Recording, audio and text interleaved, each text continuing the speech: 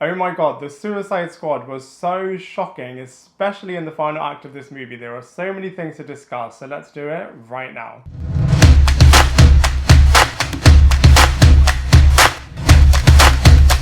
Hello everybody and welcome back to my channel Lifestyle Critic. I hope you're doing well. Wow, the Suicide Squad movie was absolutely incredible. James Gunn totally smashed it out the park in terms of making a brilliant movie, and in this video I'm going to be doing a spoiler review for the Suicide Squad movie. So this is your spoiler warning. If you haven't seen the movie yet, definitely check it out and then come back and watch this video, or in the meantime you can check out my non-spoiler review, which I'll link to via the link in the description box below.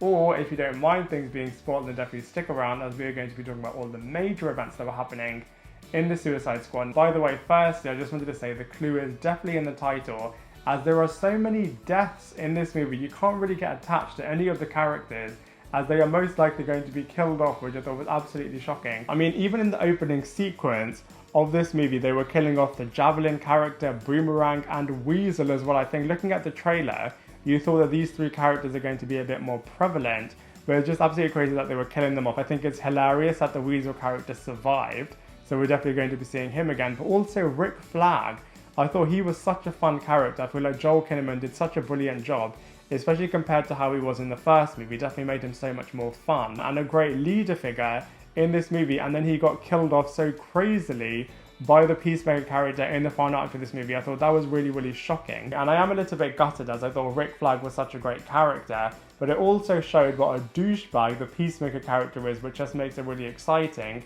to see what's going to happen when we see a lot more of this character in his prequel series. Also, I thought Starro was such a brilliant villain, super formidable, and just incredibly end of the worldy when it seemed like he was just literally going to destroy the entire world. And even though he couldn't speak, I feel like the fact that he was able to mind control all of the different human characters and they were able to speak on his behalf, you were able to really understand and resonate with the supervillain, and you can also feel the terror in the Suicide Squad as well. And also this movie is super ultra violent, definitely earns its R rating status, and I thought it was really great how they interwove that with the storyline. So it wasn't just big action sequences for the sake of big action sequences, but actually they were quite integral and integrated into the storyline, which is really great. I did think with Polka Dot Man they could have done so much more with this character. My cinema complex was in absolute hysterics when the character was like, I am finally a superhero, and then thump, the Starro character just absolutely killed him off, which is really tragic, but really does show that nobody is safe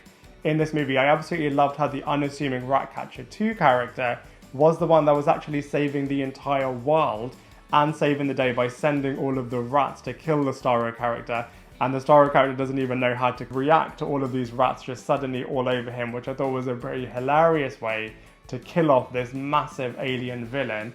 With the Thinker character as well, like I said in my non-spoiler review, I also feel like they could have done so much more with this character. I know they were fitting in quite a lot of characters, and obviously the main players, they had to develop their backstory and build affinity with the audience, as well as doing all of the hilarious big action moments. So I understand they couldn't do that for every single character, but I do feel like they could have done a little bit more with the Thinker. That being said, with King Shark, I feel like they absolutely smashed it.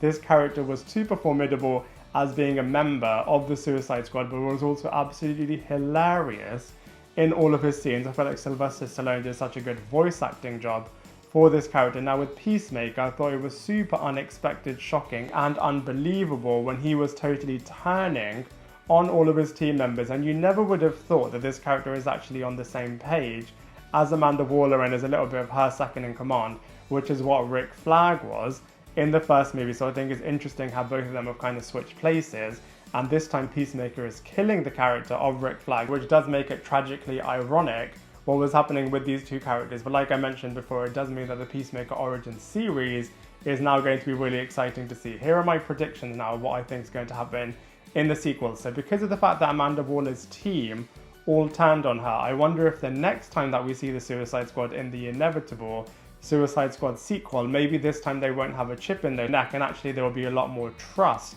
with the government and the Suicide Squad team when they send them out on different missions. Maybe there's going to be a bit of a team up with the Justice League and the Suicide Squad team. We have seen this happening a couple of times in animations, and maybe this time they're going to have a team up against a much bigger evil villain. Maybe Brainiac could be the character that leads to the Justice League and the Suicide Squad teaming up to defeat him. I think it would also be really, really epic to see Deadshot and Bloodsport teaming up together. I think that would be really, really epic, and it'd be really interesting as these two characters do have somewhat very similar abilities and a very similar mask, and they are brilliant with guns as well. And I think it would be absolutely awesome to see Will Smith and Idris Elba working together on the same team. Also, I feel like they're going to bring back Jared Leto's Joker character, and maybe he's going to be the mastermind, maybe pulling all of the strings from the background, and maybe he'll be doing this alongside another well-known character, for example, the Riddler, which I think will be really, really cool to see in the future upcoming Suicide Squad movies. But you know, all in all, I absolutely love James Gunn's version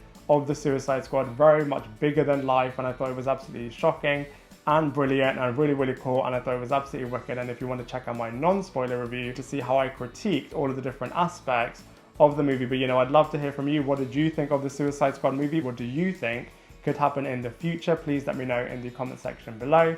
Otherwise, I look forward to seeing you in my next video.